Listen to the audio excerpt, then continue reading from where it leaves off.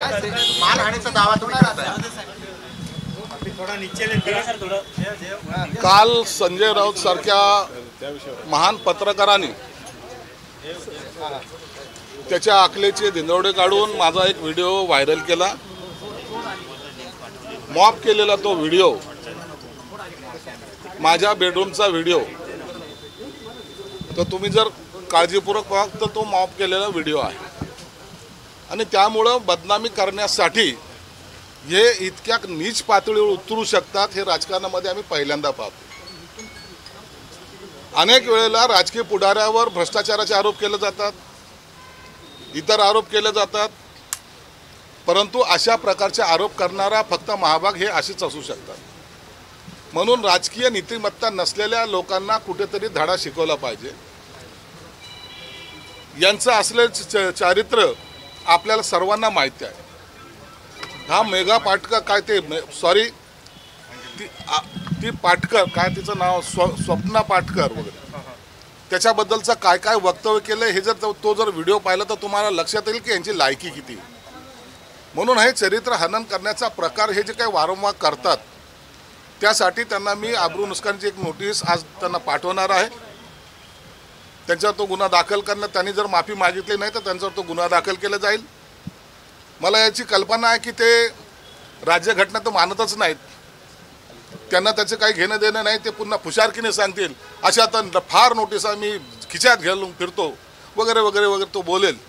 परंतु कायद्याच्या चौकटीत आज बसून मी त्याला आज नोटीस पाठवणार आहे आणि जर त्यांनी जर याचं उत्तर मला दिलं नाही तर पुन्हा फौजदारी स्वरूपाचा गुन्हा सुद्धा दाखल करेल। सिव्हिलची पण नोटीस देणार आहेत का? काही त्याची रक्कमीच्या संदर्भात काही हे करणार? रकमेच्या संदर्भात पण देणार आहे आणि फौजदारी स्वरूपाचा गुन्हा सुद्धा त्याच्यावर दाखल करणार आहे। अंबादास दानवे म्हणतात ज्याला मानी नाही त्याला हानी कशाची?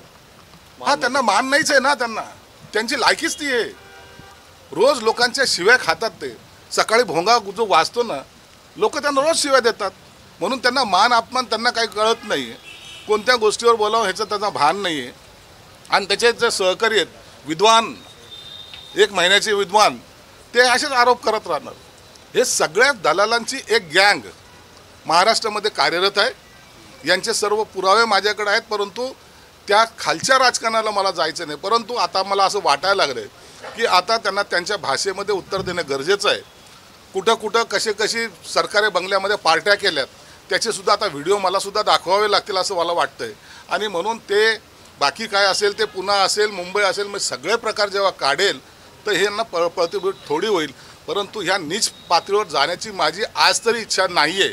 जर त्यांनी माझ्या विरोधात आणखीन गरळ ओकण्याचा प्रयत्न केला तर मला निश्चित त्या भाषेमध्ये त्यांना उत्तर द्यावं लागेल। असं म्हणाले की तुम्ही कुठल्या पातळीवर गेलेले आहात की तुमच्या राजकारणात तुमच्या तत्वात बसतं का? माझ्या बेडरूममध्ये मी बसणं हे माझ्या पातळीत बसत नाही काय? नालायकानं हो, तुम्ही जाऊन कुठलचा जरी व्हिडिओ काढून ते दाखवायचा प्रयत्न करताय, तुम्हाला त्याची लाज लज्जा काय वाटते का? या अशा प्रकारचं कधी राजकारण कधी महाराष्ट्राने पाहिलंय का? सुसंस्कृत असलेले तुम्ही ही अशी नीच पातळी गाठता, याच्यामुळे तुम्हाला वाटतं आमची जास्त बदनामी होते।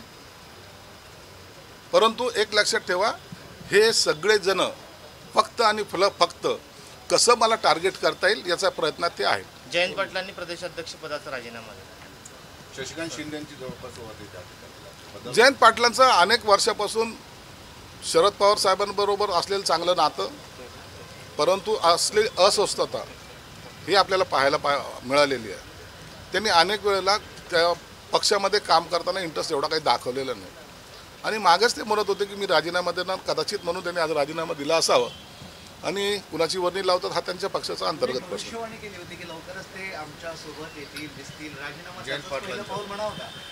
आता त्याचा आता निर्णय कधी काय घेत आहेत हे एकदा त्यांना विचारा।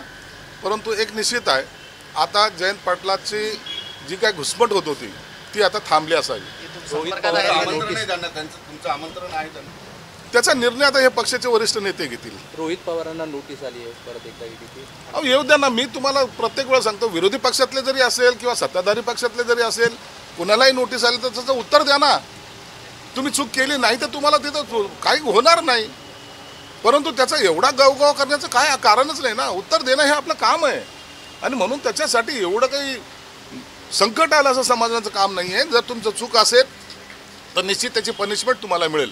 संजय गायकवाड आणि संजय पहिले शिरसाट संजय यांच्यावर जे एकनाथ होते शिंदे नाराज महाभारतातल्या असल्याचं बोलत संजयला दूरचं दिसायचं, मात्र या संजयाना जवळचंही दिसत नाही असं दानवे टीका करतायत तुमच्यावर. त्याचं म्हणणं सरळ आहे की धृतराष्ट्राला हे सांगा संजय धृतराष्ट्र आणि दुर्योधन पक्षाचे आहेत आणि आमचा संजय जो अर्जुन पक्षाचा. वा, पाची वा. पांडव मधून एक आहे. अहो हे रुदाली पक्षाचे आहेत हे सगळे, हे रडके आहेत हे सर्व. कुठं अर्जुनाची बरोबरी, कुठं धृतराष्ट्राची बरोबरी. इतिहास सांगायला सुद्धा इतिहास वाचावा लागतो आणि हे बगर वाचता इतिहासाचे प्रणेते झाल्यासारखे बोलतात ना, त्या टायमाला त्यांच्या बुद्धीची कीव करावीशी वाटते. संजय गायकवाड आणि भाजपचे संजय कार्याध्यक्ष रवींद्र चव्हाण असं म्हणतात की राज व फडणवीस यांचे चांगले संबंध आहेत, ते दोघेही मुंबईच्या हिताचाच निर्णय घेतील, त्यामुळे राज ठाकरे हे भाजपसोबत जाणार का अशी चर्चा सुरू झाली. पण राजसाहेबांचे आम्ही पहिल्यापासून सांगितलं, आम्ही कुणाला विरोध म्हणून विरोध करत नाही. तर राजसाहेबांचा स्वभाव हा सगळ्यांशी बोलणं. राजसाहेब देवेंद्र फडणवीसशी बोलतात का? बोलतात. राजसाहेब शिंदे साहेबाशी बोलतात का? बोलतात. त्यांचे संबंध सर्व राजकीय नेत्यांशी चांगल्या प्रकारे आहेत आणि त्यांनी मागे सुद्धा एकदा अशीच ब्ल्यू प्रिंट काढली होती की जो महाराष्ट्राची हिताची असेल, त्याचासुद्धा सबमिशन त्यांनी मुख्यमंत्री त्या काळचे त्यांना सुद्धा त्यांनी दिली होती. म्हणून जो महाराष्ट्राचा पॉझिटिव्ह विचार करेल त्यांच्याबरोबर आमची मैत्री ही कायम राहणार आहे. म्हणजे ठाकरे बंधूंची युती होणार नाही. उपायुक्त जयश्री सोनखडे यांचा एक व्हिडिओ आता झाला होता की कामगारांना घरी बोलून आईची स्वतःची मसाज करताना तो व्हिडिओ आहे. काय कारवाई होऊ शकते? नाही, तो व्हिडिओ आम्ही पाहिलेला आहे. सचिवालयामध्ये तसे निर्देश दिलेले आहेत. काही महिला 2 दिवसापासून छावणी पोलीस स्टेशनमध्ये तक्रार दाखल करण्यासंदर्भामध्ये जात आहेत. तर आता मी आजच संभाजीनगरमध्ये आल्यामुळं संध्याकाळी त्या महिलांचं काय म्हणणं आहे ते मला भेटायची त्यांची इच्छा आहे. त्यांचं सुद्धा ऐकून घेईल आणि जी काही डिपार्टमेंटल कारवाई असेल ती त्यांच्यावर केली जाईल. त्या संदर्भात मी सर्व चौकशी करेल, योग्य तो कारवाई आम्ही निश्चित करू. ऐका ना सर, संजय गायकवाड आणि संजय शिरसाट यांच्यावर मुख्यमंत्री नाराज आहे अशा बातम्या येतात, खरं काय? नाही, असं कोणी नाराज असायचं काही कारण नाही आहे. शिंदे साहेबांचे आम्ही कट्टर समर्थक आहोत आणि आम्ही चुकीचे काम, मी तरी चुकीचं काम करत नाही हे माझं शिरस्ता आहे आणि असलेल्या कोणत्याही संकटाला तोंड देण्याची माझी ताकद आहे. म्हणून शिंदे साहेबाला अपेक्षित असलेलाच काम मी करणार, पण त्यांचा आमचा नाराजीचा प्रश्न येतो. वारंवार तुमच्या अडचणी वाढवल्या जात आहेत, कोण करतंय, कोण त्रास देतं तुम्हाला, हे वारंवार काही ना काहीतरी तुम्ही चर्चेत राहताय. चर्चेत राहण्यासाठी मी तेवढं काहीतरी करतो याची जाणीव त्यांना झालेली आताच्या परिस्थितीत आणि मी जे काही करतो ते त्यांना झोंबतंय एवढं मात्र निश्चित आहे. परंतु शिवसेना प्रमुखांचा शिवसैनिक आहे मी वाकणाऱ्यामधला नाही, मी चाटणाऱ्यामधला नाही, मी सिल्वर ओकमधला जाणाऱ्यामधला नाही, तो स्वाभिमानाने लढणारा आम्ही सर्वजण आहोत. म्हणून आमची त्यांना दखल घ्यावी लागते आणि त्याच्यामुळं हे कुटाने बाहेर येतात आणि या कुटाण्याचं भांडवल करायचं ते प्रयत्न करतात.